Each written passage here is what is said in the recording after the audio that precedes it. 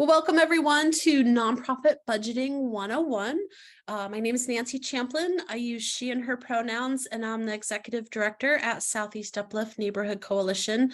For those of you who may be new to Southeast Uplift, we collaborate with the Southeast Portland community to build informed, engaged, and participatory neighborhoods that support our social and ecological well-being. We also joyfully support Northeast neighborhoods that are south of I-84.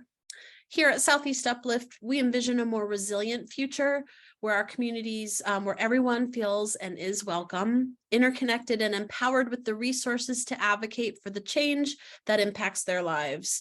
Before I jump in and introduce you to one of the most valuable resources in our nonprofit community, just a few housekeeping notes. This webinar is being recorded. All registrants will receive a copy of the link next week when it's available. And if you have any questions during tonight's presentation, feel free to just jump right in. We've got a generous 90 minutes for this. Want to make sure all of the questions get answered. So please don't be shy. You can raise your hand or just jump in. Well, without further ado, I am really pleased to turn things over to our trainer tonight. Lindy Walsh was former treasurer at Southeast Uplift, and I had the pleasure when I worked at the Funders Committee for Civic Participation. Lindy was amazing in supporting the organization on really simplifying budgeting and really helped me to really grow and appreciate how budgets are these dynamic tools. And so I just so appreciate that. And Lindy can tell you more about themselves. Hi, everybody. I'm really glad you're here, and it says a lot about your commitment to your organization that you're here on a day that's summer in Portland and just beautiful outside. So thank you for being here. My name is Lindy Walsh, and I have worked for like 40 plus years doing finance and operations for nonprofits. I worked for 5 different nonprofits. 3 of them I was really founding staff for, and 2 of them I came in after organizational crisis of some sort. So I really worked with different size organizations, different size budgets, different size staff. And I love my work in the sense of I love puzzles and numbers and people, and it just all fit together really well. And my role, I really thought, was to make sure staff had the information and kind of tools that they needed to do their job. And today, I feel like my job is to make sure you've got what you need to at least do your next step in your budgeting or better understand budgeting. And I want to encourage you to ask questions as we go along. If you're thinking about a question, somebody else is probably as well. So let me share some slides. I should also say this is a new role for me. Usually I'm in the background doing technology, finances, doing stuff. So I would really love any kind of feedback you have about this workshop in terms of how to improve it. All right, I'm going to share my screen and we'll get going from the beginning. We did a lot of introductions, but I would love to know in the chat, if you would, what you think, what comes to your mind when you think about creating a budget.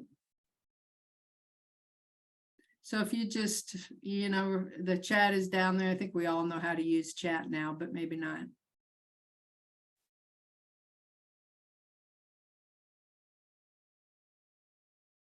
I don't know if it shows for me. Does it show for me when I'm presenting? You might need to open up the window.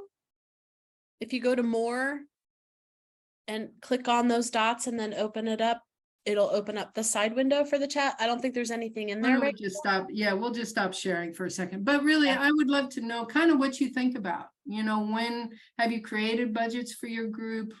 Is it something you've never wanted to do? Is there something that you're comfortable with? Just what do you think about when you think about creating a budget?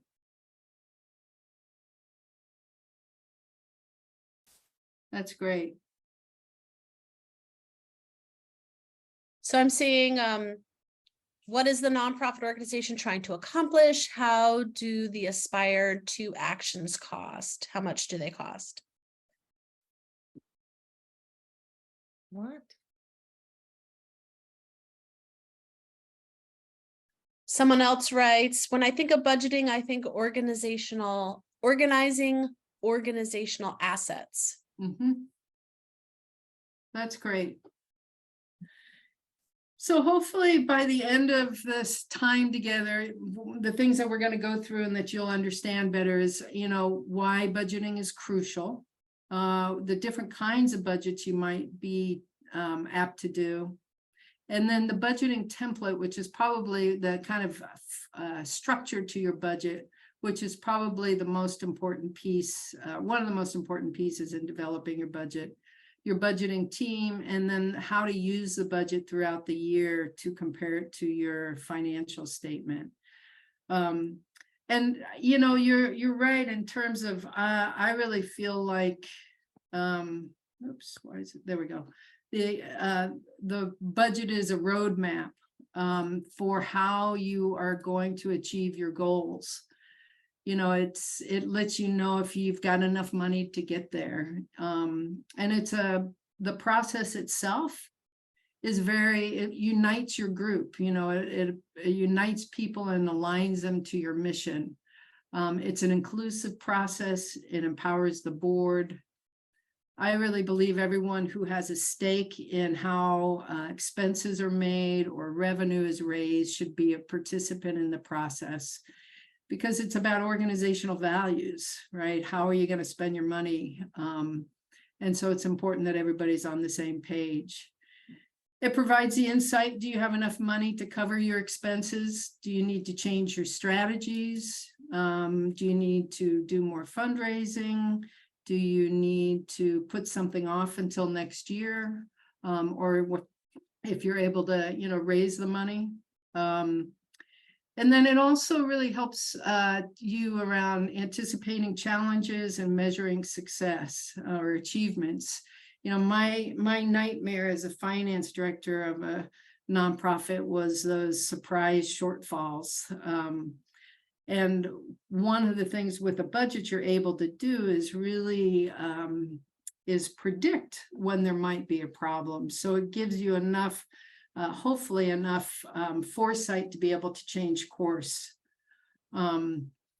You can also, there's a lot of things you can measure success around with a budget, especially fundraising, obviously. Did you make as much in the last event as you did in this event? Did you meet your fundraising goals or surpass them? And then finally, it really fosters long-term financial health for your group. A budget lets you plan for the future. Any questions about any of that in terms of really thinking about the importance of a budget? It's nice, actually. The group size is, well, I can't see you all over here, but I like a smaller group. Lindy, there is a question in the chat. Sure. Someone wrote, hold on, I'm letting someone else in. Someone wrote, have budgeted for small public sector department. That budget was public record. Few nonprofits put their budgets and treasurer reports and audits on their websites. Should they? Shouldn't they? Or if not, why? As a donor, that is a concern. I think it depends on your organization. I know there's a lot of different feelings around neighborhood associations and nonprofits that I worked with. I'm a believer in transparency, so I don't, I might do a condensed financial statement that make it available to people, because I also wouldn't want to welcome a lot of micromanaging, but I'm a believer in transparency. I don't know if that answers your questions, or Nancy, if you have anything that you would add for kind of neighborhood groups.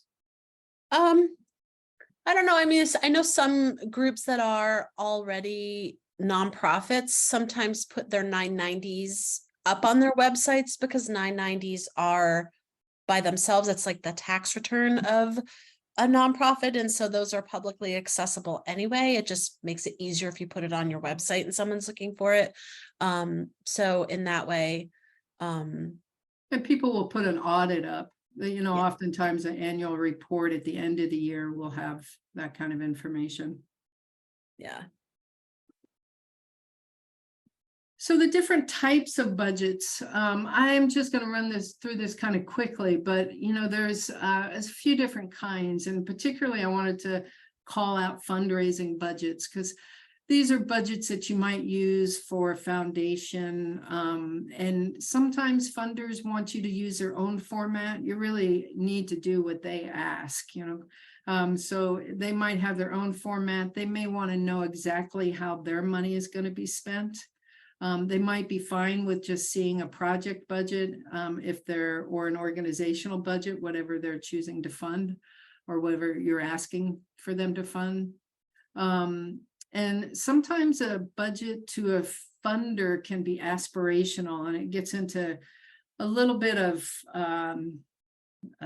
you know, juggling in the sense of, you know, if you have an aspirational budget, maybe you asked a funder to fund a project that you would only do if you got the money. So it's not in your organizational, your group's budget. It's outside of the budget. And that's great. There's nothing wrong with that. You certainly want to first raise money for your own, you know, your existing expenses. But, you know, there's a lot of times when it makes sense to ask for money that you would only do the work if you got their money. And but you just want to make sure is that if you get the money, you adjust your budget. Sorry, I thought I turned that off. And then there's also a long-term planning budget, and that's a budget that might be several years out. And it's really only if you're going to be doing a long-range plan, like maybe your group is going to think about, you know, where do we want to be in 2 or 3 years? And if you do that, you'll want to think about your budget in the sense of, you know, it'll give you a sense of how much expenses you'll need as well as how much fundraising you'll need. And then there's project or program budgets, and those are really about specific activities that you might be doing. And usually they're separated out. I'm a believer in tracking things that have a reason to be tracked. There's a lot of interesting information you can do with finances and numbers, but it's really just what needs to be done. So if for some reason you need to have a project budget or a program budget, that's, you know, people do that all the time. And then finally, it's the operating budget, which includes everything your organization does around your finances, all your income and all your expenses. So it would include those project and program budgets as well.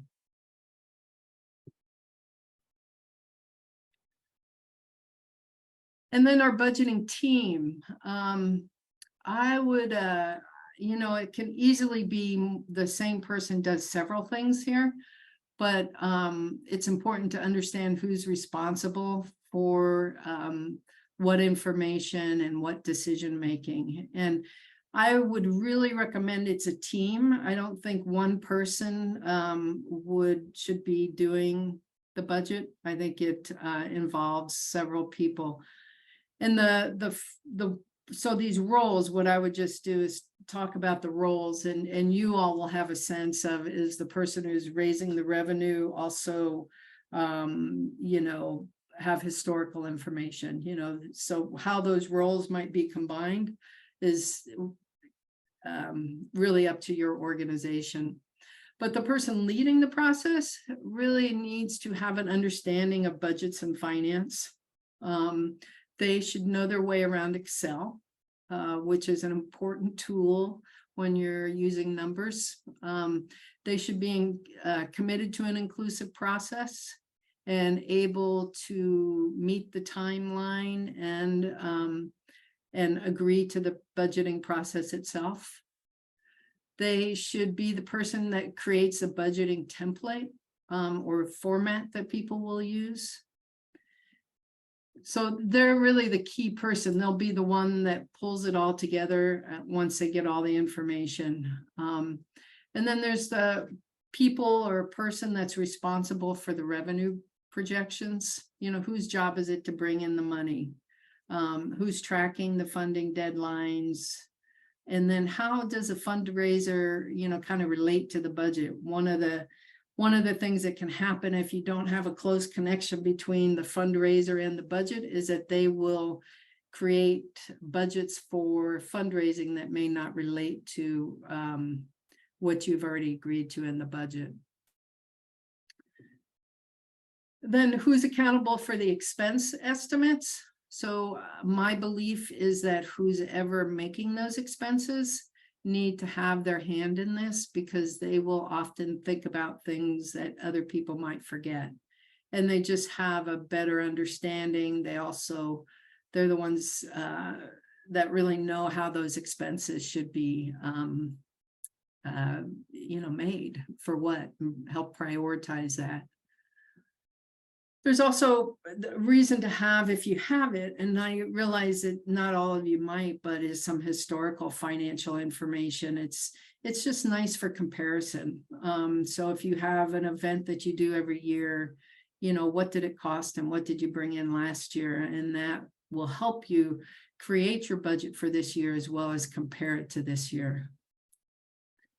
And then who's going to review the initial draft? So you're going to have the person who's pulling it all together, but it's usually once you pull that together, you'll find that there's a gap. I believe, or I would be willing to bet every budget I've ever done, there's always been a gap in that there's less revenue and more expenses. And so I would always meet with one other person just to have a sounding board. Was there gaps or anything that I missed? And then see where that bottom line number is, and then bring in the team and go, talk with the team about, can we push against fundraising? Can we cut my expenses? What can we do to bring the budget together to balance it? And then hopefully it balances it. I'm sure it will. And then it's really who approves that budget. Is it your steering committee? I assume yes. Is it a treasurer? Do you have a finance committee? But really understanding who approves the final version and who needs to be involved in that decision. A lot of times, depending on the size of your group and how you work, is that there might be a finance committee. They would approve it, and then it go to the steering committee for approval as well. Thoughts or questions around the budgeting team? So I really just don't go it alone is really the bottom line input that I would give you is it's really is a team sport.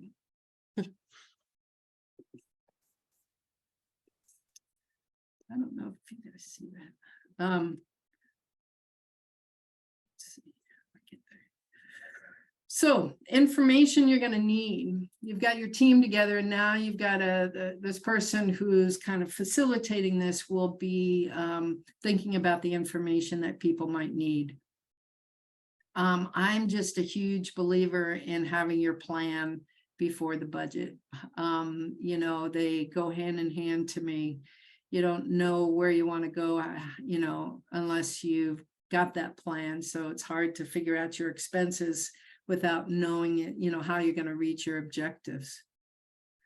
So your plan, and then you need to have the design of the process of budgeting process itself, as well as a timeline. I just want to take a second. I know some of you are, might be in a process of thinking about becoming your own 501c3, and I just couldn't bypass talking about the fiscal year for a second. I changed 2 organizations' fiscal years because oftentimes what happened was for both of them, they ended the year during their biggest fundraising month. So December is an easy one to look at, is, most of the money came in December. So you didn't know until the last day of the month of the year if you met your budget. And I was often asking people to do budgeting stuff for the new year when fundraisers were in their busiest time. And that was just a self-imposed stress. You can change your fiscal year without any trouble. And I would really encourage you to look at your year's activities and when your money comes in, and choose a month, it's usually end of the quarter, but choose an end of the quarter that makes the most sense. It's just changing a form, the 990 form with the IRS. You can't do it very often, but you can certainly do it. So that was just kind of a sideline thinking about the timeline. But what you want to do is in creating a timeline is you choose right when the decision needs to be made. So let's just stick with the December year end. And so does a board meet in December? Maybe they take that month off because it's so hectic for a lot of people. Does it end in November? And so what is a date that the board is meeting to that they would finalize a budget, and then just work backwards, leaving plenty of time, knowing people miss deadlines, but get meetings on the calendar, set up deadlines for people, make sure you're getting them the information they need. And depending on your organization, it can take a while. It was, with a bunch of staff involved, it would often take 10 weeks to create a budget. I assume it would take, much less with you all, but leave yourself enough time. The other piece of information you'll need is really your commitments. So do you have agreements or obligations that are going to affect your budget?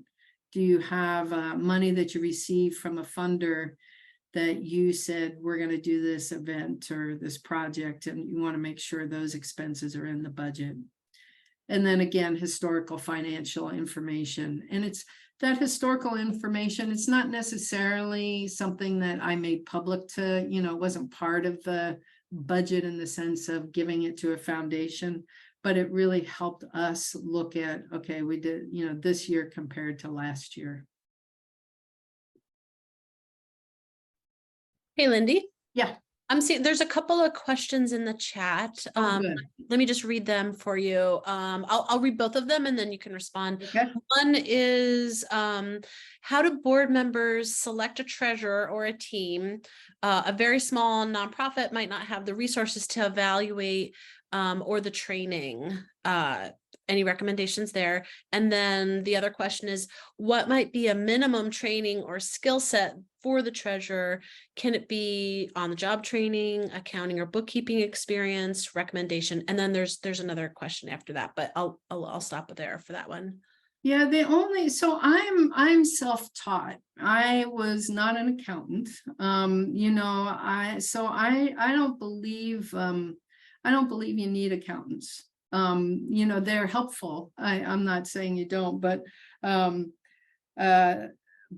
think that if you have if you like numbers, that's a great start, because you're somebody who wants to figure it out. But somebody needs to know Excel. And a lot of people do. There's also a lot of training that can be had. So if somebody's interested in doing it, there's a lot of training to be had for it. And I've got some resources at the end, but YouTube is just amazing. I just fixed our toilet with YouTube. You know what I mean? It has everything you need. And now also AI is a lot of things. They will help you create the formulas that you need. So the world has a lot of information in helping people with Excel, but they've got to want to do it, I think, is really it. If somebody is a bookkeeper, that's really helpful. Do you think that answered it, Nancy? I'll let them answer that if it. Okay, I don't know who it was. Sorry, I should figure out this chat thing up here. Laura, did that answer your question? It did. It's very helpful. Thank you very much. Because from what you've been saying, you've done a great job of describing how important the money is. It's truly follow the money, and and what it says about the organization. But my experience has been, and I know how tough it is to find that perfect volunteer. So yes, thank you very much. Yeah. Well, it's a lot of people avoid being a volunteer helping with finances. So if somebody's up for it, that's a good sign that they are interested. And then one other question is, someone writes, I'm a treasurer of a nonprofit organization. We distribute funds raised to 6 nonprofits. Is there anything special that I could or need to know regarding actual budget report? The budget report that you're getting from the groups, is that? If I may answer, no, I had a correction there. I'm sorry. My group, we're a Swedish organization. It's kind of like I'm the mother, or my group is the mother of 6 other groups that are Swedish, and most of them are nonprofits. My group, the League itself of Swedish Societies, is not nonprofit, but we raise money and then distribute it to the other ones gratis. And my question is, are we actually doing this legally? Do we ever need to report anything? Because it is really ground level.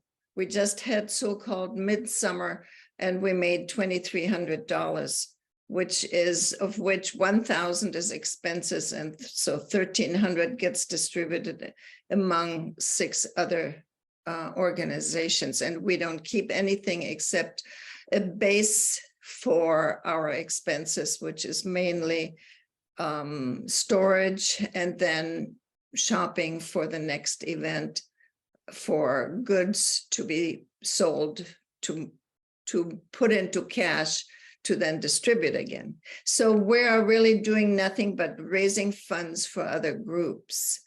So the Yes. question I would have is, if I was a donor to you, who would I be writing my check to? We're really not, we are selling goods, Oh, I raise see. funds. So I we see. either bake, or we sell hot dogs, or we sell, anything. Usually it's edibles, because that seems to sell. Mhm, mhm. And we do have, food cards or allowable. And the groups that you're giving the money to, do they have a 501c3? I believe all of them do, yes. Okay. And it's $2,300? Well, actually, it's only 1,300, because we already spent 1,000 just on goods to produce what we sold in order to sell something. Yeah, this is when not being an accountant I could be giving you bad advice. So I think that until you get a little bigger, I wouldn't be worried. Would you, Nancy? No, I think that as long as donors know where their dollars are going, and you're ensuring that the dollars are going for what the donor intended, that's always, like, for Southeast Uplift as a fiscal sponsor, that's, and sort of being, I guess, we've got 30 fiscally sponsored organizations. That's the lens that we look to make sure that the funds are being spent according to the donor's wishes. Yeah. And so if you're true to that, I think that's important too. Well, Yeah, there actually aren't any donors, because we are just taking in what we sell. So it's not, they're actual customers, if you look at it that way. Maybe that would be because they're getting a good for what they're giving us.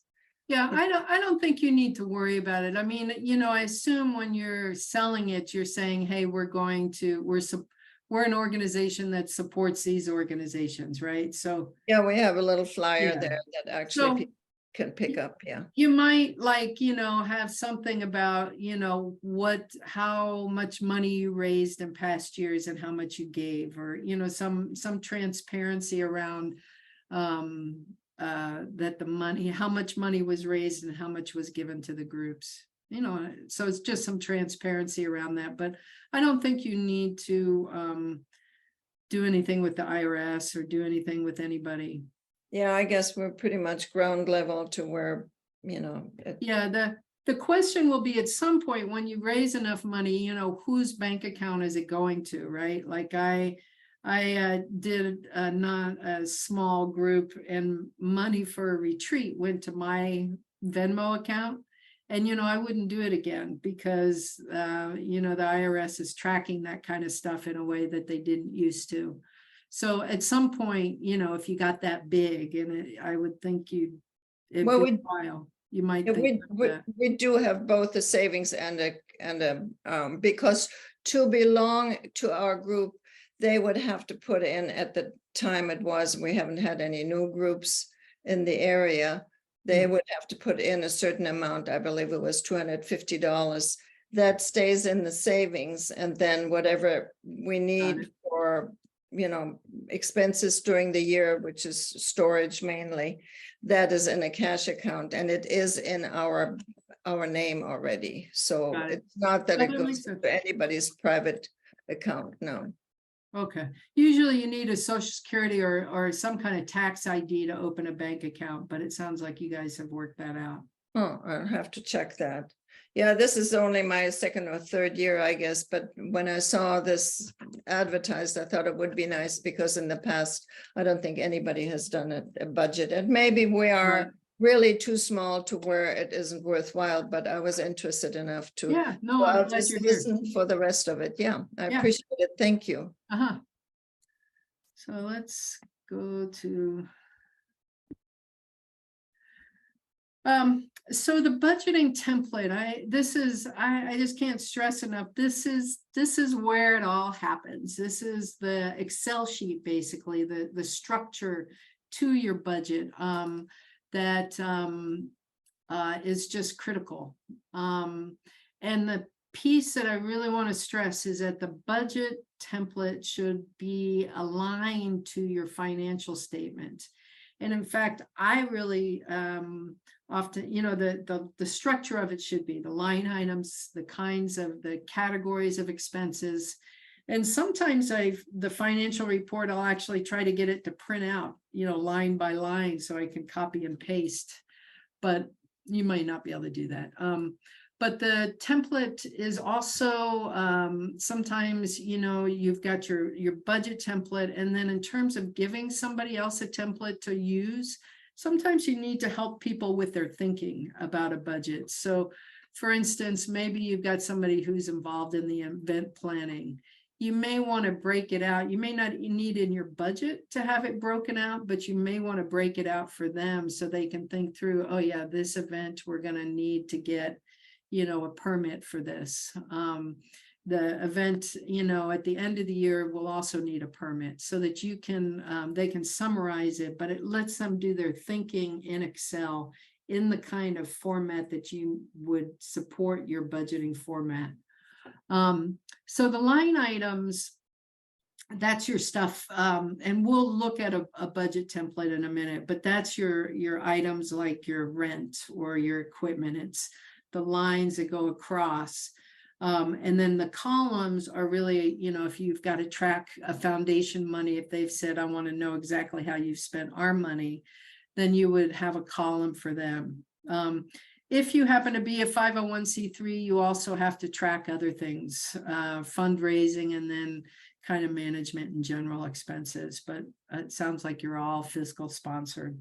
And then I really recommend, and I just want to say this strongly actually, is to create a monthly budget. So you look at the whole year by month and create your budget there, and then, total it at the end. So how much your annual budget is. But it's just important to have that monthly budget so that you can compare your actuals to your monthly. And it lets you know, by doing the monthly budget, it also gets rid of timing issues. So rather than dividing an expense for the year by 12, you really look at, okay, when are we making that expense? And then again, just historical information. It just helps you kind of ground the sense of, is this budget accurate? So let's look at, let me try to see how I can do this. Let's look at the budget template. I'm gonna just share something else. Oops.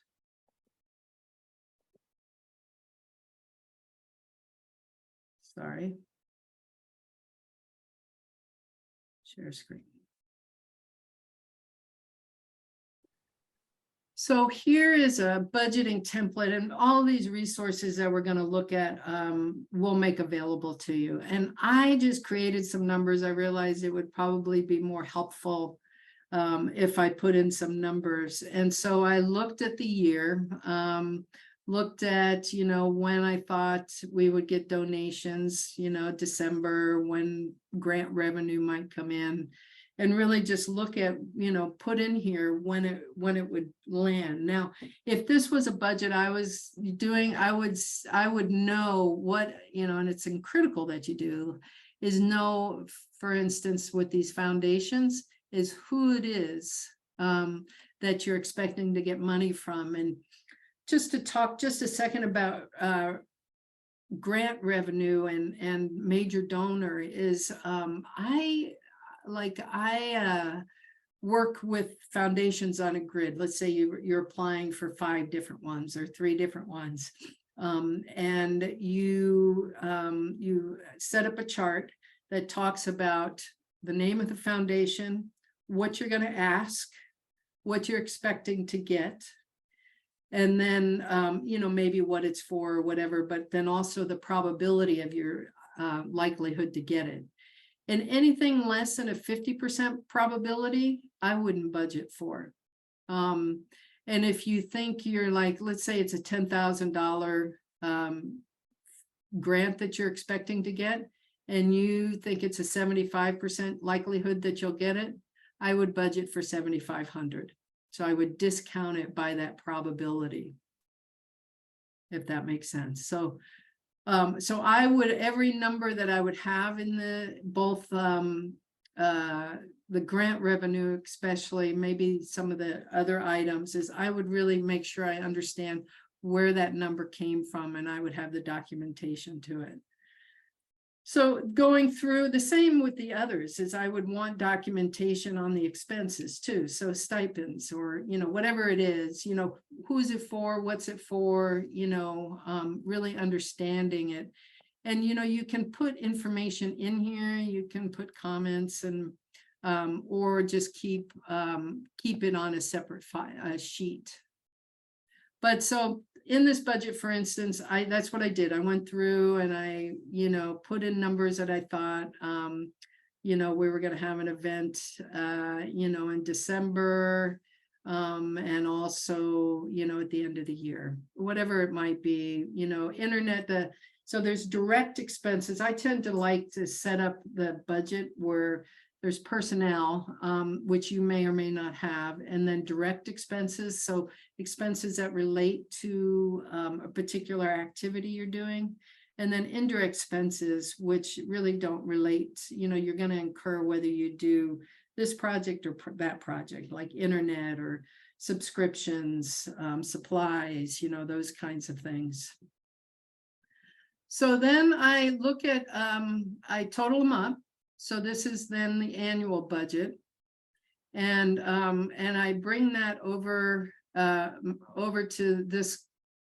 here, which has, this would be my expenses, my historical information. I didn't make that up, but let's just say we made 800 last year in donations. Well, that's a $200 difference from FY23. This is an FY24 budget. So I would go down, and I would put whatever historical information I had in here.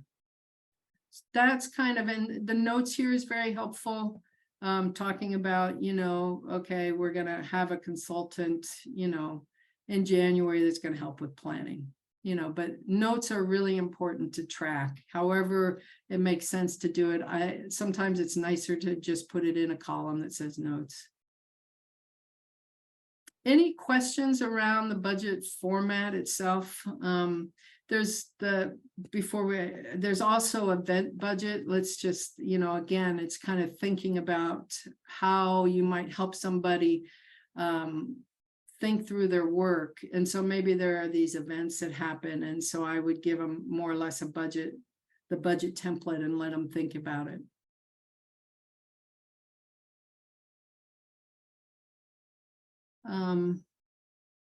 Let's see. Oh yeah, we'll definitely share all this. And again, though, the reason I worry a little bit about people taking a template is you just have to make sure these formulas are right, because all you got to do is add in an item or take an item out, a line item, and it could change the formula. So I really recommend you being sure that you check the formulas. Okay, let's see. Maybe I can go right to it. Does this show the PowerPoint now by chance? We're still seeing the budget. Okay, let me see. Yeah.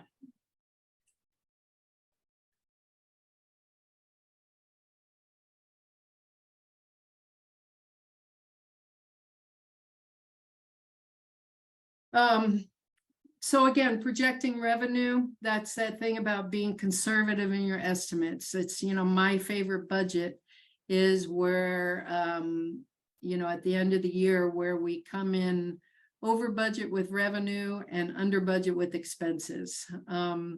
So be conservative in your estimates with revenue. I mean, don't strap yourself in the sense of, you want to stretch, you want to be able to do the things you want to do. You want to provide urgency with your fundraising, but you want to have your feet on the ground and understand how you came up with those numbers and feel solid about them.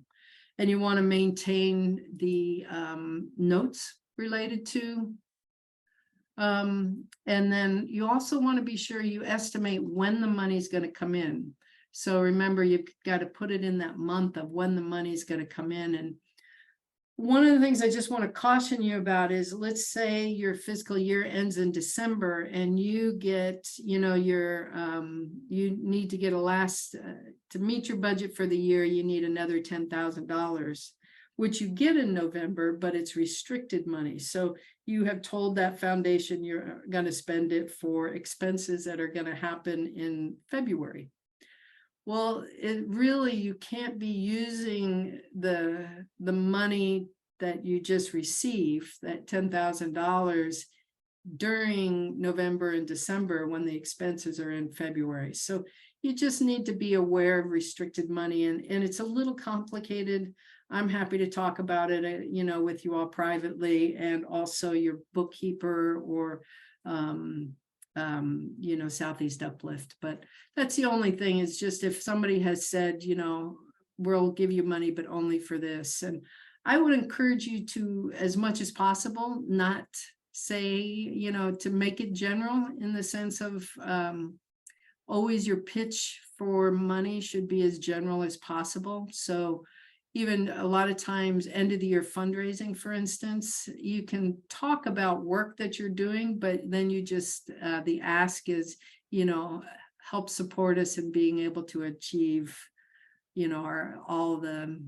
all our aspirations or whatever, so that you don't say, help us to do X, Y, and Z, because that restricts the money. Hey, Lindy. Yeah. I see someone writes here, I've seen a template that includes under income the value of anticipated volunteer hours. So could you speak a little bit to like the real money that you're putting in their budget, or like that's kind of an outlier type thing, and would that be a project budget specific to what a funder wants to see?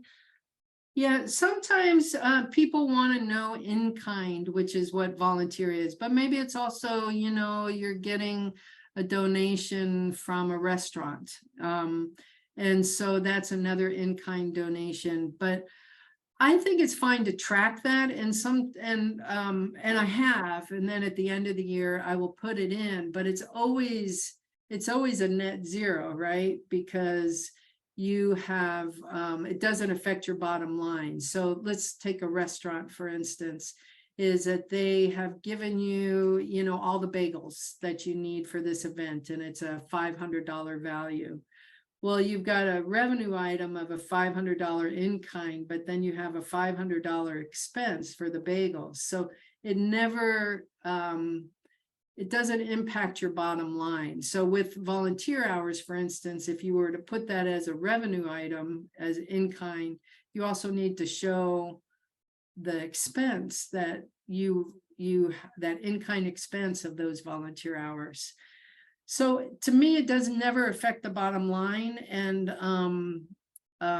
but there were times that I showed it for foundations because they would ask for it. But I don't recommend tracking it in your financials. I think it gets complicated. It doesn't, the financials to me work best when it all goes through the bank.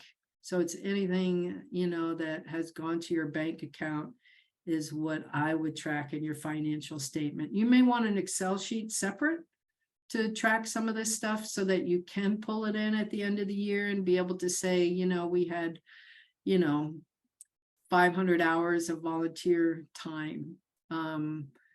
But I wouldn't put it in your financial statement.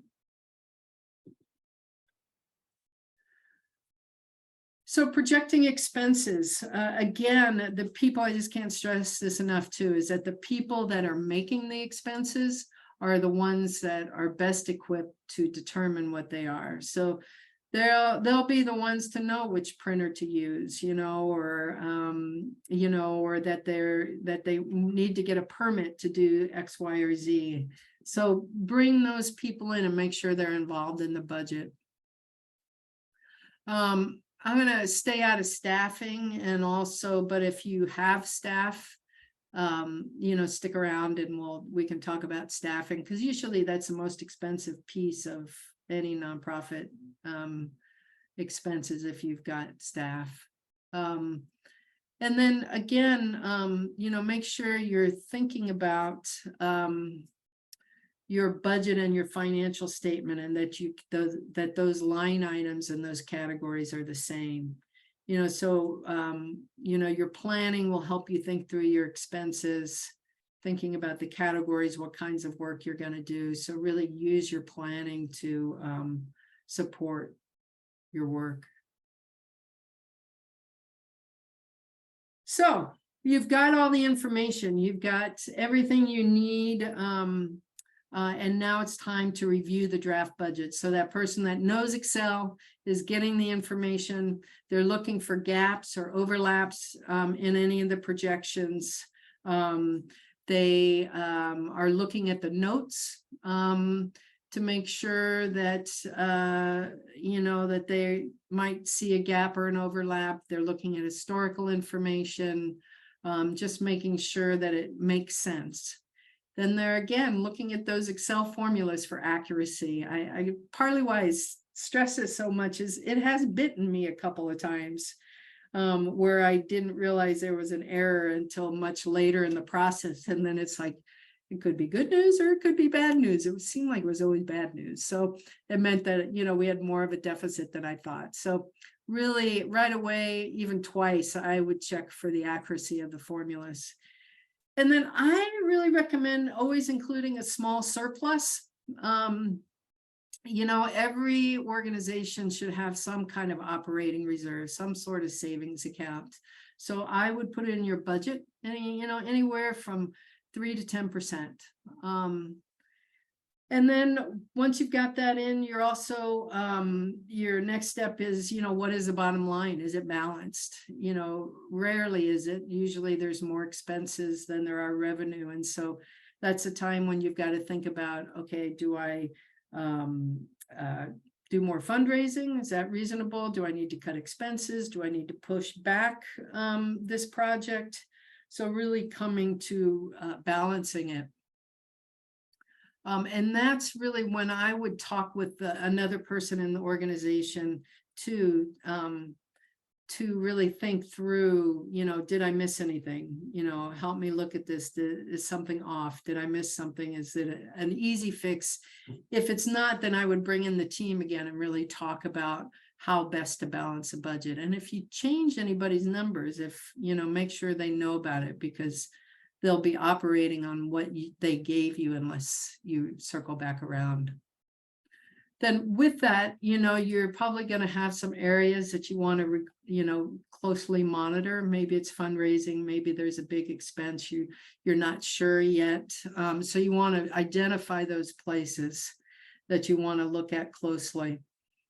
And then identify cash flow problems. It might be that you balance your budget, but it might be that you don't have enough money in November because so much of it's coming in December. So you'll just want to know about it. Usually you can work that out. But again, the budget lets you identify those kinds of problems and work with it.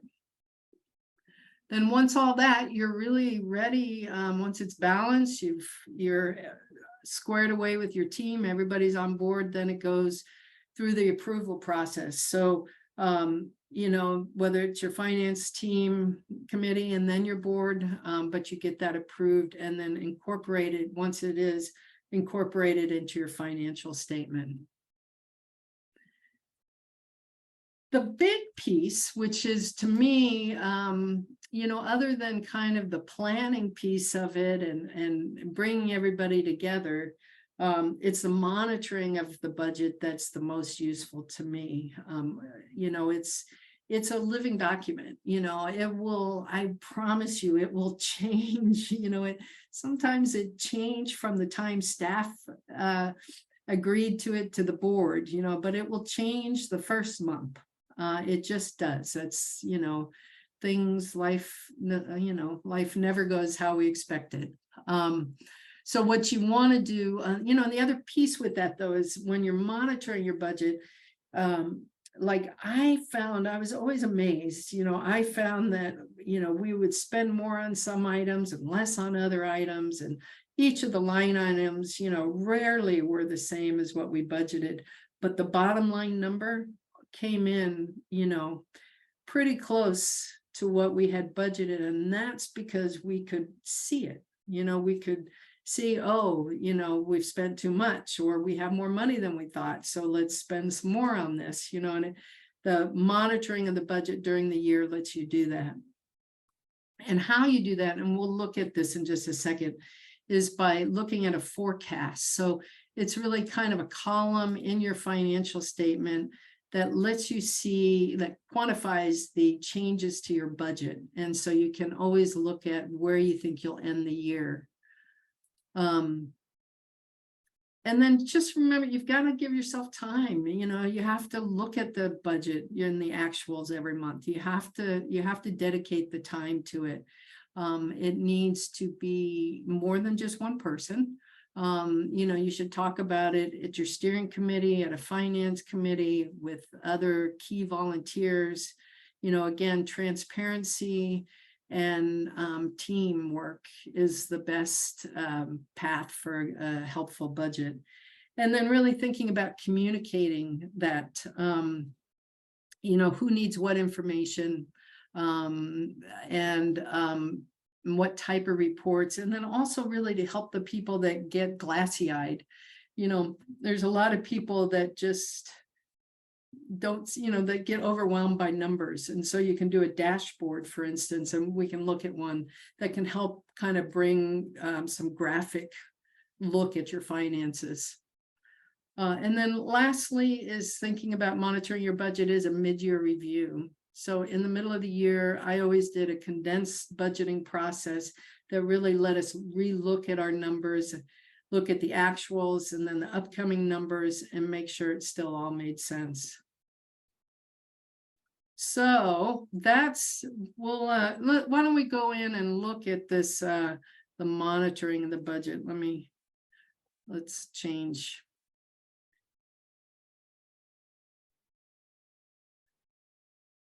So this is at the budget template. And what it does, this is the actual versus budget. And you're going to have to get your actuals from somewhere. You know, I know Southeast Uplift does some. I also know that maybe you all might have a different bank account away outside of Southeast Uplift.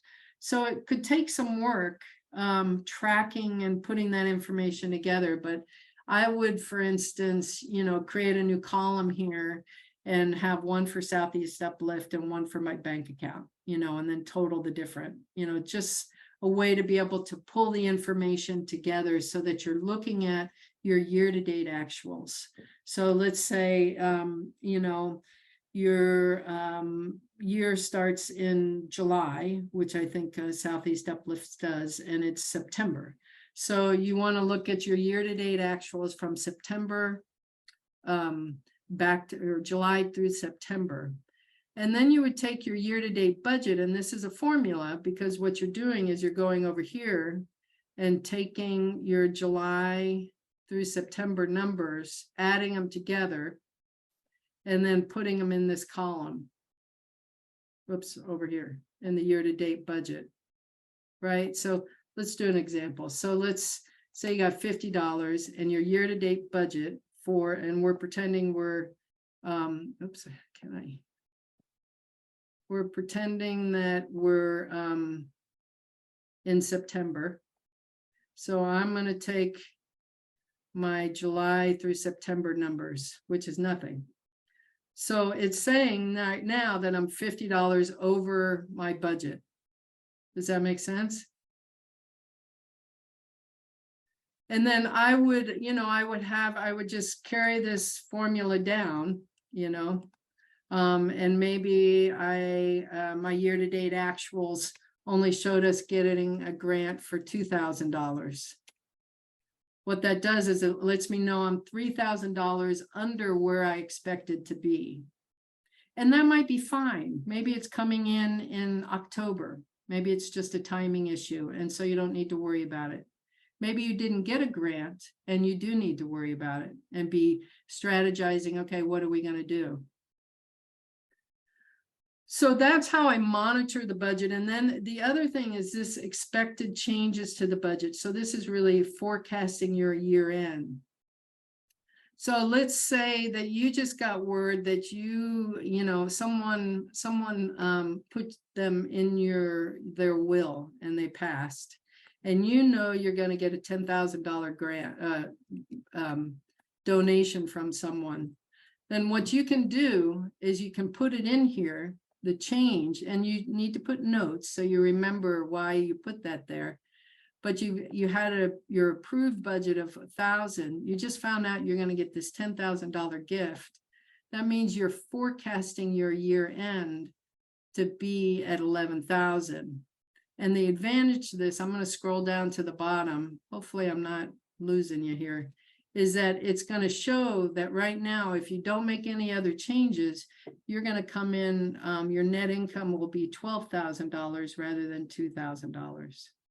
So it lets you monitor that year end, but, you know, maybe you had more expenses, you know, you thought you were going to spend $300 on office supply, but you're spending $1,000. You know, that will bring that amount down, you know, so now you've got $1,300 in office supplies, which is $1,000 over what you budgeted. And now your bottom line is changed again. So it just lets you forecast the end, where you expect it to be and where you think right now you're going to be. And again, the budget is this living document and it will change. It will change often. Certainly, it seems like it changes monthly anyway. Other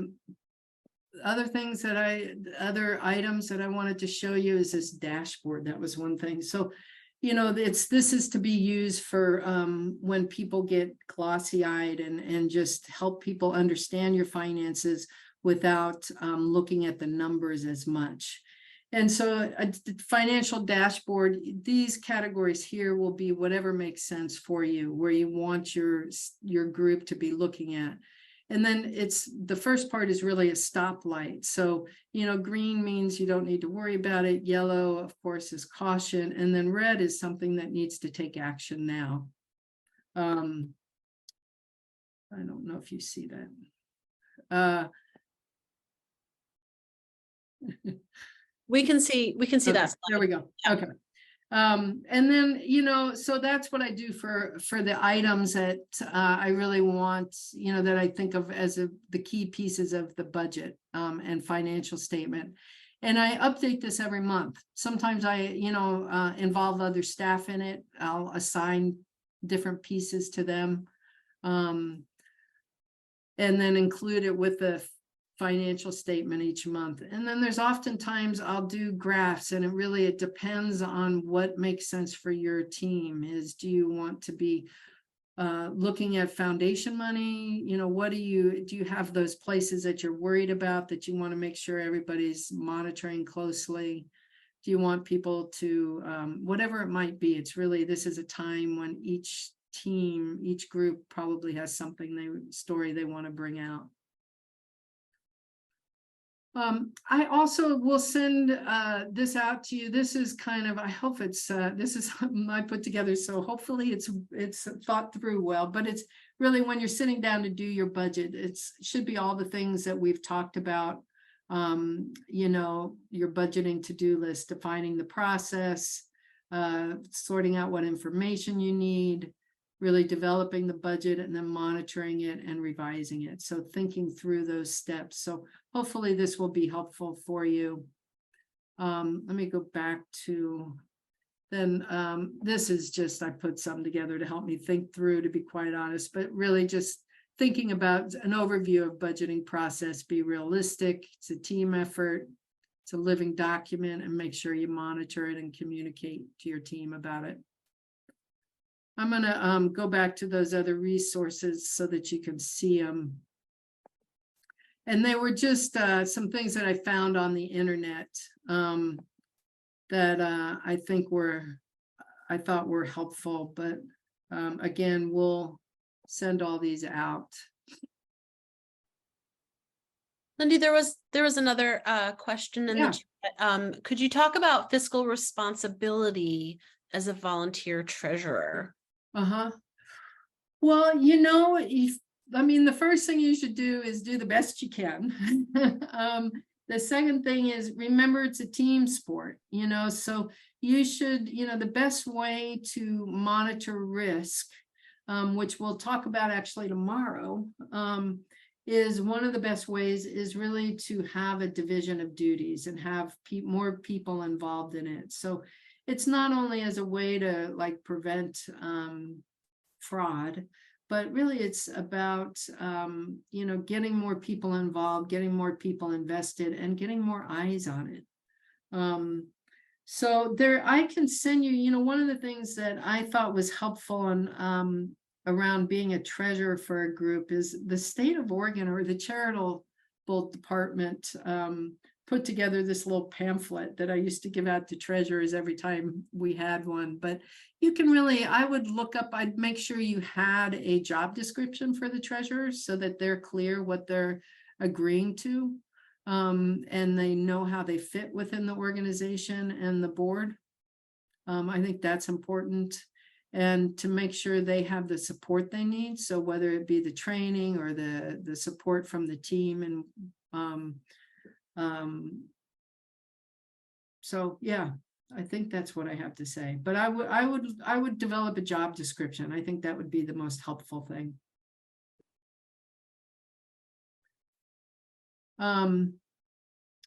So here's some there's some information about how to use Excel. And that's really from LinkedIn. Gosh, why is it doing that? That's from LinkedIn.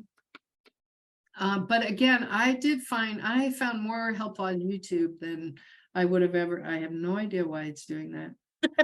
It's got a mind of its own. Let's try it that way.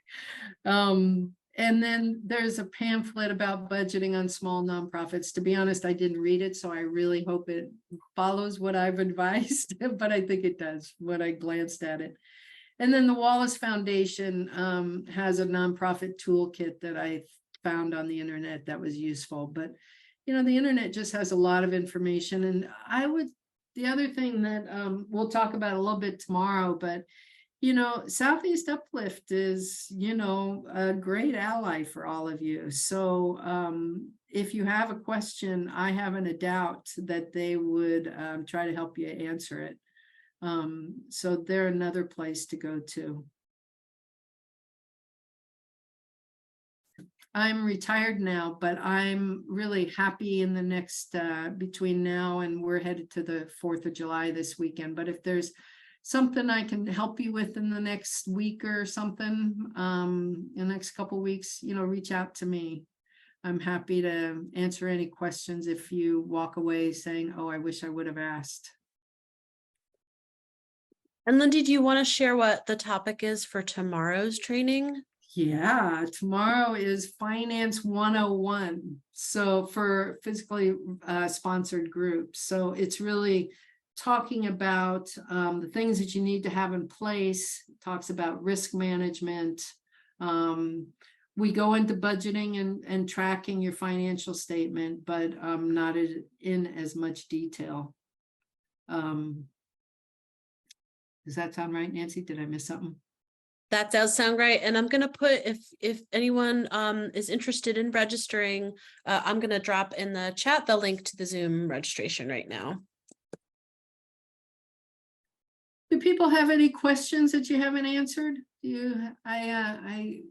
Or any feedback for me or anything that you felt like was missing or?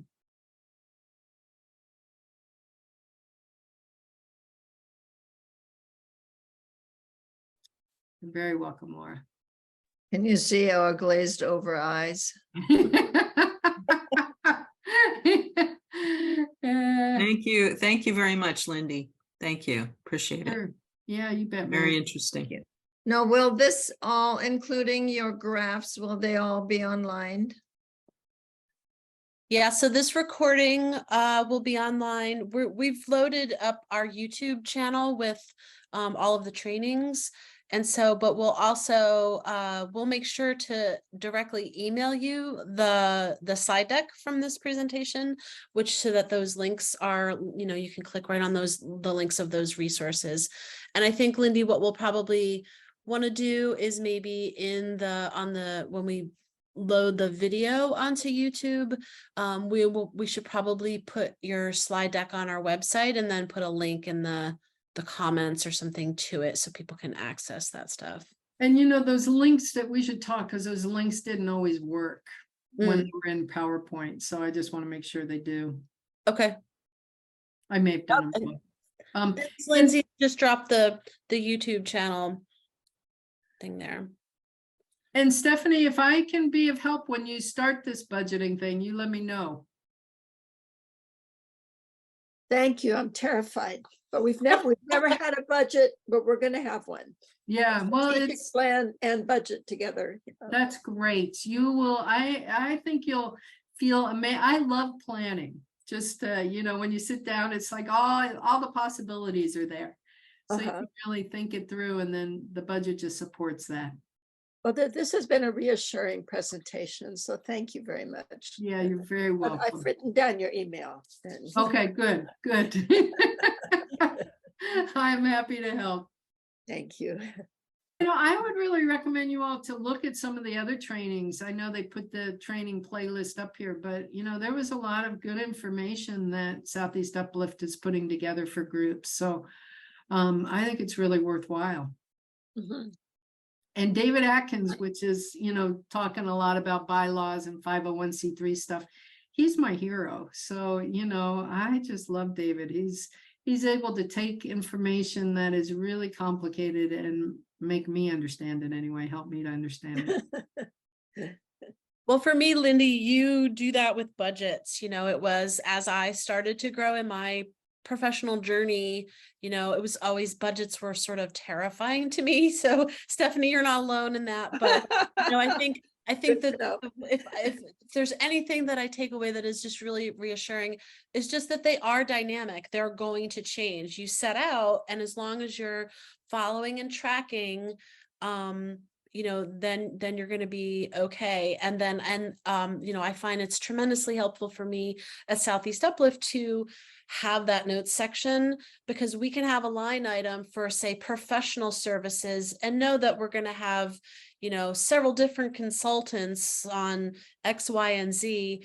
And if I don't have in the notes section how much makes up that dollar amount, like let's say it was 10,000, it's like 2,000 for this, 3,000 for that, I might just forget that, right? And it's nice to have a space where, you know, you're kind of when you're going through and you're doing, whether it's monthly or quarterly, checking in on where you are with your budget, just to know, oh yeah, that's right, we still have this, we want to make sure we don't go over because we still have this that we're planning to spend on. So the notes are super helpful. Oh, okay, good to Thank know. you all. All right. Well, great to meet with everybody. Good luck to you. Okay, And thank you holler if so I can much. provide any help. Thank you so much, Lindy. Okay. Okay, all right. bye-bye. Bye-bye, Nancy, everybody. Bye. Bye-bye. Bye-bye, good night.